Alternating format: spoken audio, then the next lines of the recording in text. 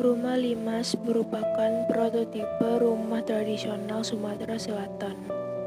Rumah ini hanya dipergunakan untuk kepentingan keluarga seperti hajatan. Bentuk rumah ini dapat dengan mudah kita jumpai pada gambar pecahan uang Rp10.000 lama. Rumah ini memiliki beberapa keunikan dan ciri khas, diantaranya atap berbentuk limas atau piramida terpancung. Bagian bawah menggunakan tiang dan menyerupai rumah panggung. Sebagian besar rumah terbuat dari kayu. Tidak menggunakan paku dalam pembangunan rumah. Memiliki bentuk rumah yang bertingkat-tingkat yang disebut bangkilas. Kebanyakan rumah limas luasnya mencapai 400 sampai 1000 meter persegi atau lebih, yang didirikan di atas tiang-tiang dari kayu unglen atau ulin yang kuat dan tahan air. Dinding, pintu, dan lantai umumnya terbuat dari kayu tensu, sedang untuk rangka digunakan kayu seruh. Setiap rumah, terutama dinding dan pintu, diberi ukiran. Rumah limas ini memiliki banyak jendela yang berukuran besar. Pembangunan rumah ini selalu menghadap ke timur dan barat, atau dalam falsafah disebut menghadap ke arah matahari terbit dan matahari terbenam. Tiap tingkatan rumah disebut dengan gegijing.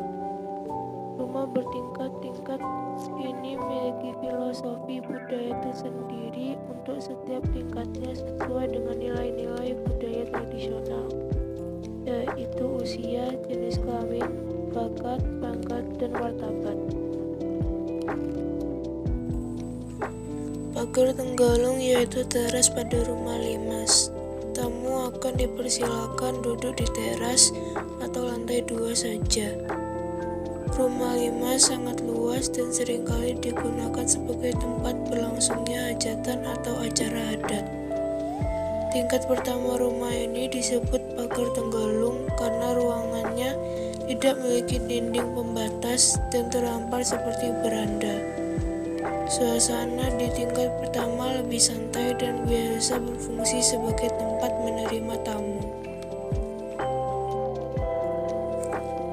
Tingkat kedua rumah disebut jogan dan khusus diperuntukkan bagi anggota keluarga pemilik rumah yang berjenis kelamin laki-laki.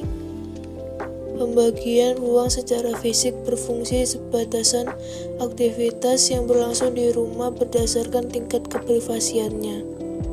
Secara personal, sikap pribadi masyarakat Palembang menjunjung tinggi kehormatan laki-laki dan wanita. Kemudian secara sosial menunjang citra diri kebudayaan Palembang, yaitu dengan menjunjung tinggi norma-norma adat yang berlaku di masyarakat. Gegijing 3 posisinya ada di lantai ketiga atau lebih tinggi dibanding dengan lantai sebelumnya. Pada lantai ini diberi batas dengan menggunakan penyekat. Ruangan ini biasanya untuk tempat menerima para undangan dalam suatu acara atau hajatan, terutama untuk andai taulan atau tamu yang sudah parubaya.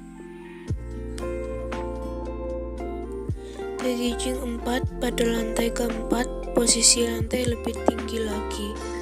Begitu juga dengan orang-orang yang dipersilakan untuk mengisi ruangan ini pun memiliki hubungan kekerabatan lebih dekat dan dihormati, seperti undangan yang lebih tua, dabunto, dan datuk. Tempat duduk para tetamu pada saat sedekah atau kenduri sudah ditentukan berdasarkan status tamu tersebut. Gegaja pada lantai tertinggi atau tingkatan kelima disebut dengan raungan gegaja. Ruangan ini hanya boleh dimasuki oleh orang yang dihormati dan mempunyai kedudukan yang sangat tinggi di dalam keluarga atau keluarga inti.